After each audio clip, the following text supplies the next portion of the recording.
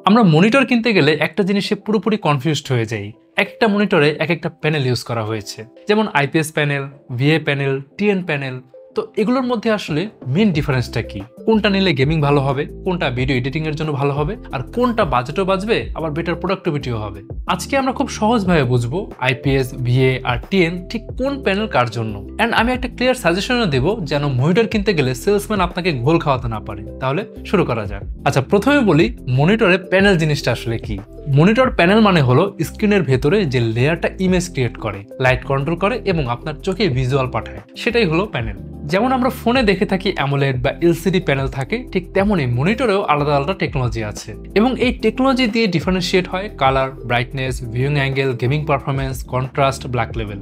এই কারণেই IPS, VA আর TN তিনটাই দেখতে স্ক্রিন হলেও এক্সপিরিয়েন্স করলে বোঝা যায় আসলে ডিফারেন্সটা এদের মধ্যে কতটা আলাদা। তো প্রথমে কথা বলি আইপিএস প্যানেল নিয়ে। এটার মেইন কি পয়েন্ট হলো এটা কালারকে খুব অ্যাকুরেট দেখায়। সবাই বলে আইপিএস প্যানেলের কালার সবচেয়ে সুন্দর দেখায়। আচ্ছা, আইপিএস এর ফুল ফর্ম হচ্ছে ইন প্লেন সুইচিং। তো এই আইপিএস প্যানেল কিন্তু বাকি সব প্যানেলের চাইতে কালার রিপ্রোডাকশনে সবচেয়ে এগিয়ে। মানে আইপিএস স্ক্রিনে কালার একদম ন্যাচারাল দেখায়, যে একবার দেখবে বারবার মনে হবে আরে এটাই তো আমরা চাই। তো আইপিএস এর সবচেয়ে বড় সুবিধা হলো কালার অ্যাকুরেসিতে এটা বেস্ট। ভিউইং অ্যাঙ্গেল অসাধারণ, 180 ডিগ্রি পাশ থেকে দেখলেও কালার ফেড হয় না। স্ক্রিন খুব ব্রাইট আর ক্লিন দেখায়। Editing, design, video colour grading এর জন্য আইপিএস প্যানেল বেস্ট। লাইক আপনি যদি graphics designer, video editor, photographer, media student, content creator হয়ে থাকেন তাহলে এটা আপনার জন্য বেটার। তাহলে আইপিএস ছাড়া অন্য কিছু আর আপনার দেখা দরকার নেই। বাট আইপিএস এর কিছু বটলনেক আছে, এগুলো কিন্তু মাথায় রাখতে হবে। লাইক কন্ট্রাস্ট কম, ব্ল্যাক লেভেল খুব ডিপ না, রাতের কোনো সিন বা ডার্ক সিন দেখলে একটু গ্রে ফিল আসে আর কি। আর একই স্পেসিফিকেশনে ভিএ প্যানেল তুলনায় দামটা একটু বেশি। আর হাই রিফ্রেশের যেমন 144 হার্টজ, 165 হার্টজে আইপিএস প্যানেলের দাম অনেক বেশি পড়ে যায়। তো মোটামুটি আইপিএস প্যানেলের 60 হার্টজের ডিসপ্লেগুলো আমাদের বাজেটের মধ্যেই থাকে। আর তারপর আপনার যদি কনসার্ন হয় প্রপার কালার অ্যাকুরেসি, এসব বটলনেক কোনো ব্যাপারই না। ওকে, এবার হচ্ছে ভিএ প্যানেল, যাকে বলা হয় ব্ল্যাক লেভেল আর কন্ট্রাস্টের রাজা। তবে এটা টিভিতে বেশি ইউজ হয়, কারণ মুভি কন্টেন্ট দেখার জন্যই এই প্যানেলটা বেস্ট। ভিএর ফুল ফর্ম হচ্ছে ভার্টিক্যাল অ্যালাইনমেন্ট। এটা হলো আইপিএস আর টিএন এর মাঝামাঝি একটা ব্যালেন্স টেকনোলজি। তো ভিএ প্যানেলকে সহজ ভাষায় ব্যাখ্যা করলে এটা হচ্ছে সেই স্ক্রিন যেটা ডার্ক স্ক্রিনগুলোকে সবচেয়ে সুন্দর আর ন্যাচারাল দেখায়। ভিএ প্যানেলের সবচেয়ে বড় বেনিফিট হলো কন্ট্রাস্ট লেভেলে সবচেয়ে সেরা আর ব্ল্যাক লেভেলে খুবই ডিপ। মুভি বা ক্যাজুয়াল গেমে দারুণ ইমার্শন দেয় টিভিতে, তাই ভিএ প্যানেলটা খুবই পপুলার। বাট কিছু উইক সাইট আছে এটার, যেগুলো দেখে আসলে এই প্যানেল চুজ করার ডিসিশন নিতে হবে। রেসপন্স টাইম একটু স্লো, ফাস্ট গেমিং এ গোস্টিং দেখা যায়, কালার আইপিএস এর মতো অ্যাকুরেট না, তাই কেউ পিসি সেটআপের সাথে ভিএ প্যানেল তেমন একটা ইউজ করে না। বাজেট রেঞ্জের টিভিগুলোতে বেশি ইউজ হয়, কারণ ভিএ প্যানেল সবচেয়ে চিপ রেটেই পাওয়া যায়। ওকে, এবার হচ্ছে টিএন প্যানেল।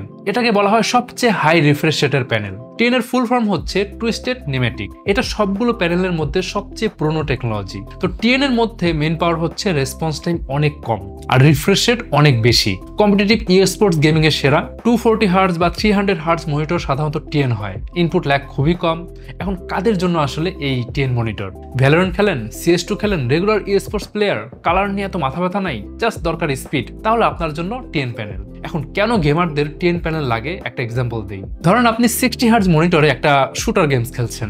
এই 60 হার্টজ মানে কিন্তু প্রতি সেকেন্ডে স্ক্রিন 60 বার করে আপডেট হয়। যখন আপনার ক্যারেক্টার এইম করতে যাচ্ছে আর এনিমি হঠাৎ করে মুভ করে, আপনার চোখে একটা স্লাইড ডিলে ফিল হবে, কারণ স্ক্রিন কিন্তু প্রতি 1/60 সেকেন্ডে আপডেট হচ্ছে। তো এই ডিলেকে আমরা জোডার বা মোশন ব্লার হিসেবে প্রিসিভ করি, যার ফলে এইমিং কিছুটা ইনঅ্যাকুরেট মনে হবে। এখন ধরেন একই গেম আপনি 240 হার্টজ টিএন প্যানেলে মনিটরে খেলছেন। তো 240 হার্টজ মানে কিন্তু প্রতি সেকেন্ডে স্ক্রিন 240 বার আপডেট হচ্ছে। এর ফলে এনিমি মুভমেন্ট আর আপনার এইম খুব স্মুথ হবে আর রেসপন্সিভ মনে হবে। তো প্রত্যেকটা মাইক্রো মুভমেন্ট কিন্তু আপনার চোখে আরো ডিটেইলে ধরা পড়বে। বিশেষ করে কম্পিটিটিভ গেমিং বা এফপিএস শুটারের রিঅ্যাকশন টাইম আর অ্যাকুরেসি কিন্তু অনেক বেটার হয় এই টিএন প্যানেলে। বাট টিএন প্যানেলের অনেকগুলো বটলনেক আছে। কালার একদমই অ্যাকুরেট না, colour quality so poor, viewing অ্যাঙ্গেলও বেটার না, সাইড থেকে ক্লিয়ার দেখা যায় না, একটু সাইডে গেলেই কালারটা চেঞ্জ হয়ে যাচ্ছে মনে হচ্ছে। তাই ইমেজটা অনেক সময় অনেক ফেড লাগে। তাই মুভি, কন্টেন্ট বা মিডিয়া কনজাম্পশন করার জন্য টিএন প্যানেল কিন্তু একদমই বেটার অপশন না, জাস্ট গেমের জন্য ঠিক আছে। তো এখন আমি একটা সামারি করি। ভিডিও এডিটিং করলে আইপিএস প্যানেলে, অফিস ওয়ার্কসের জন্য আইপিএস প্যানেল, একদম পিওর মুভি ফ্রিক হলে অবশ্যই VA panel, regular sports gamer হলে টিএন প্যানেল, আর যদি সবকিছুর কোয়ালিটি একটু একটু করে একটা ব্যালেন্স ডিসপ্লে চান তাহলে অবশ্যই আইপিএস প্যানেল চুজ করতে হবে। তো এখন আপনি সহজেই ঠিক করতে পারবেন যে আপনার মনিটর কোন প্যানেলের হওয়া উচিত। যাই হোক, আজকে ভিডিও তাহলে এখানে শেষ করছি। যদি ভিডিও ভালো লাগে অবশ্যই শেয়ার করতে ভুলবেন না, আর যে কোনো কোয়ারিজ থাকলে অবশ্যই কমেন্ট করবেন। আজ তাহলে যাচ্ছি, দেখা হবে পরে কোনো ভিডিওতে।